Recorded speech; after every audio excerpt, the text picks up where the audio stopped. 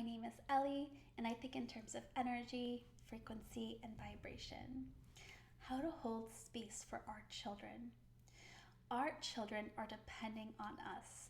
They are forming their perception, their beliefs about themselves from us, about the world from us, and about their place in the world, all from us. They are learning to either fragment off and push parts of themselves away because they are not going to be able to receive love and acceptance through those parts, causing painful fragmentation. And we can avoid this just by learning how to hold space for our children and by bringing awareness to how powerfully we are shaping their worldview, not only about themselves, but the world and their place in the world.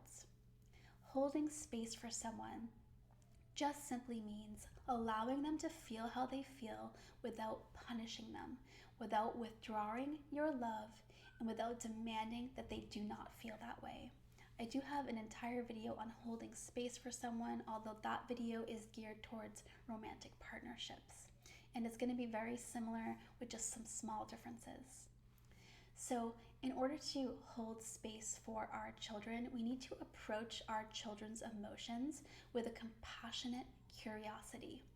We need to be able to be healed enough ourselves that we are the rock for our children. So, when they're expressing an emotion like anger, something that is natural for us as humans to experience, especially as children. It's so difficult to be a child. It's like living in a prison where you just have to follow all the rules and it doesn't really matter what you think about them. And you're really at the mercy of your caregivers. It's really difficult. And this is where a lot of that anger comes from, where they're saying, this isn't right for me. I need you to hear me. And because we are tasked with socializing our children and having to force our children to adapt to the society that we live in, excuse me, I'm fighting off a sickness. We often will make our children feel insignificant and powerless. So we need to be the rock that we're not affected. We can have our child being angry in front of us, and it doesn't cause us to mirror back that anger or whatever emotion, uncomfortable emotion that it is. We're strong enough in ourselves that we can be this rock. We can have containment for our children. So you could think of it as they are the pearl and we are the clamshell holding them. So I'm going to give you really specific examples of how I held space for my 6-year-old just yesterday. So yesterday, his father called me to pick him up from school. It wasn't my day. His father and I are not together and we split the week up 50-50. So I went to go pick up my child and he let me know that because it wasn't my day and his girlfriend was supposed to pick my son up, that they had plans to go see his best friend. And as soon as he said this, I knew that my son was going to be devastated. Peers to children are so important. It's such an important aspect of their life. They feel really out of control about it because they're up to the parents to organize these play dates and to make this happen for them. And so again, they feel really powerless to something that's really important to them.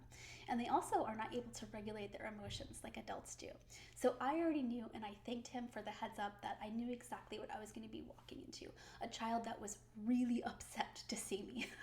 The opposite of what you think a parent might want to receive their child after not seeing them for a few days. So exactly what I thought happened. I saw it right in his face as I pulled up in the school line. He was mad. So he got in the car and he expressed this to me, all of the things I thought he was going to express to me. He was really upset, he was crying, he was angry, he was devastated. So how I held space for him was to compassionately and curiously approach him. And I said to him, I validated his feelings. That's the first thing you can do when you're holding space for someone. I can see that you are really a lot of pain and you're really upset about this. And I don't blame you. This is really painful. You thought you were going to see your best friend today and now you're not. That's so hurtful. That's so painful. I'm so sorry. I'm so sorry that you're feeling this pain. So I'm really being compassionate towards him. And he's upset. I'm just letting him be upset. He has right to be upset. This is an upsetting situation for a 6-year-old that he has absolutely no control over. And so we're driving and I say to him, okay, I'm going to go further. I'm going to text your dad because I really care about what you want. I care about what you want.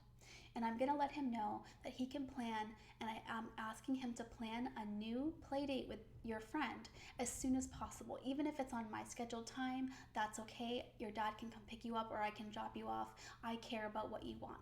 So I'm actively working, I'm validating his feelings, that I'm actively working, doing the best I can to actually make what he feels so strongly that he needs happen. That was the first thing that happened during the day. The second thing was at night. Every night when it's time for bed, we will shut everything off and we will talk for a little bit until he's ready to fall asleep and until I'm ready to fall asleep. And so this is a lot of the time where my son will express problems that he's having or things that he is upset about and he feels really comfortable to talk to me about, and I hold space for him doing that. Last night he was talking about how upset he was that he had to go to school the next day, and I immediately brought that compassionate curiosity, and I could really understand how awful it feels to have to do something that you really desperately don't want to do. And at first I thought, well, this is a big part of life. We're gonna have to do things that we don't want to do. We're gonna have to go through things that we don't want to do, and that really sucks. And I understand. So again, I validated his feelings. I'm so sorry. I can completely understand how upsetting it is to have to do something that you don't want to do. And I wish that I could do something for you. Currently, right now, and we had a big conversation about how I'm not in a position to homeschool him. His father doesn't want that, and I have to be honest with myself that I'm not able to do it. But as the conversation went on, I was thinking curiosity, that curious compassion, and I realized that there are online schools. And I told him, because he was going through, he's like, I have 12 years, and this was this really big thing for him to accept. And I said, I'm going to make a deal with you.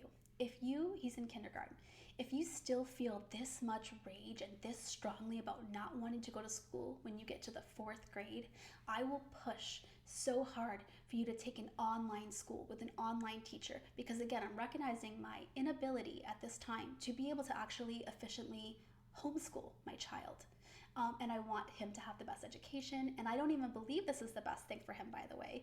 As parents, we have to really let go of the fact that we always know what's best for our child. We have to put some trust in our child and their ability to know what's best for them. So I let him know that if he still felt like this at 4th grade, I would push for him to take this online school, knowing that this doesn't have to be permanent. If I succeed in getting this for him, he could go through this for a year or 2 years and realize he's lonely and he misses his peers, and we could put him back into school. But just by letting him know that I care about your feelings are valid, here's what I can do for you, and taking some of that, instead of doing that 12 years, pushing it down to 4 years, a more manageable time for him, and letting him know that you do have some power. So I'm taking some of that powerless feeling that he has away from him. And he started to feel a little bit better, but after a little while, he started to get angry again. He has a lot of rage inside of him, a lot of anger. And I just was opening my heart to him, and I looked at him and I said, I love the angry you. I used his name. And he said, what? Why? And I said, because you really fight for what you need. You're really fighting for what's best for you. And I love that about you.